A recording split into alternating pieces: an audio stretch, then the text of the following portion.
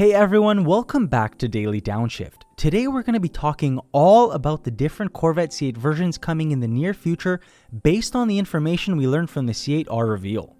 Let me first of all mention that the C8R looks incredible, and I'm hoping a lot of the features make their way onto the Corvette Z06 because they're absolutely stunning. The wing and diffuser specifically look super aggressive and mean. So let me get into some specifications. The C8R has a total of 500 horsepower and 480 pound-feet of torque. The most surprising part about this is the fact that the engine displacement is down to 5.5 liters instead of the base Stingray's 6.2.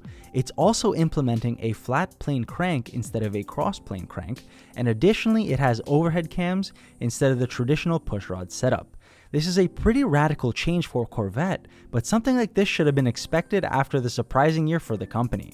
Something very interesting to note, according to the rules of FIA LMGTE, the engine must be derived from a series production engine. At least 300 units have to be produced. This means the new C8R 5.5 engine must be used somewhere in the future. And Chevy has also confirmed that there will be a road-going version of this motor, which piques our interest. So what exactly can this be? Well, it definitely won't be the convertible, and it most likely won't be the Grand Sport, as that car has historically been about having more options than the base model, rather than a bigger, better engine. That's reserved for the Z06, and that's exactly where I'm going with this. So recently, there's been a leaked spreadsheet that shows all of the future C8 iterations, including horsepower, torque, and engine type. One engine in particular is actually rated for exactly 600 horsepower, and this is a naturally aspirated 5.5 liter V8. Yes, you heard that correctly, 5.5 liters with no turbo. Even though many people will cringe at first glance, a mere 600 horsepower Z06 at this day and age? Well, it actually sounds promising. Bear with me. The mid-engine configuration, the flat plane crank, and the dual overhead cams combined with lightning-quick dual-clutch transmission, well, that should make lunch out of the C7 Z06 even with the horsepower disadvantage. It's important to note that there are many other relevant elements for speed and performance other than just the horsepower figure. What's interesting is that the same source that correctly leaked multiple features of the Corvette C8 years ago also mentioned the Z06 as having 600 horsepower. Now, I do believe they're going to be right on the money with this one as well, and the source you're looking for is Car and Driver. Furthermore, they also claim that the car will rev to 8,600 RPM, which is just incredible, and I'm sure it'll sound heavenly. A major contributing factor to this potential amazing exhaust sound is the all-new cylinder firing order, which will supposedly produce a more rich and deeper sound, which is similar to Ferraris and McLaren's. Apparently, the flat plane crank will also contribute to producing this unique sound. This is amazing news because the Corvette doesn't cost the same amount as any of the European exotics it's competing against. The Z06 should also be quite a bit more reliable than the C7 Z06 simply because it's naturally aspirated rather than being supercharged or turbocharged, meaning less potential points of failure. Let me say that I am very happy overall with these leaked figures and changes. It really sounds like the C8 Z06 is going to be a dream car for many out there who cannot afford something as lavish as a Ferrari. And don't worry, I'm in exactly the same boat. Moving on up the food chain, we have the almighty ZR1. Both sources claim that the ZR1 will feature the same 5.5 liter flat plane crank V8, but this time with a twin turbo slapped on top of it.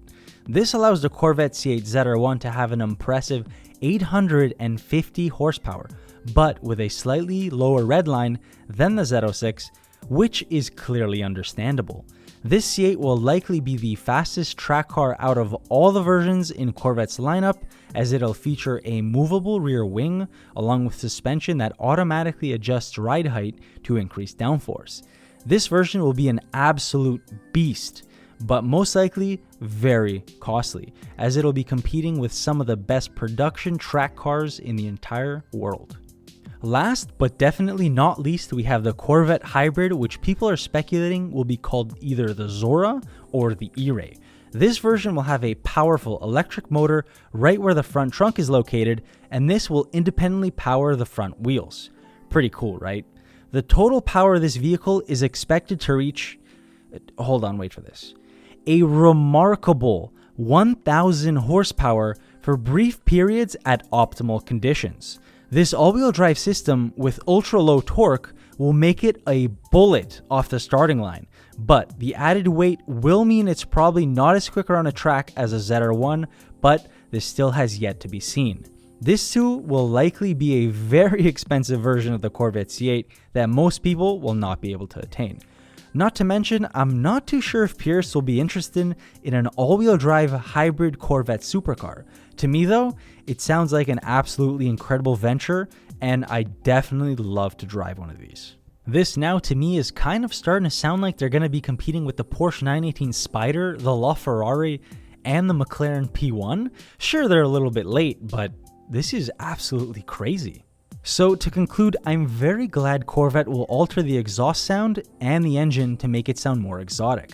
This is personally one of the things that I had a gripe with on the vehicle, especially on a higher up model such as the Z06. As always though, this is considered speculation because it has not officially been confirmed. The sources do have pretty solid evidence and their track records are spotless, so we believe there's no reason not to get excited about these models. But we do say this obviously just as a disclaimer. So as always, I hope you've enjoyed the video, and please honestly comment down below. I really want to know what the viewers think of these leaked specs for these upcoming models. So that's all from me. Thank you again. See everyone in the next video.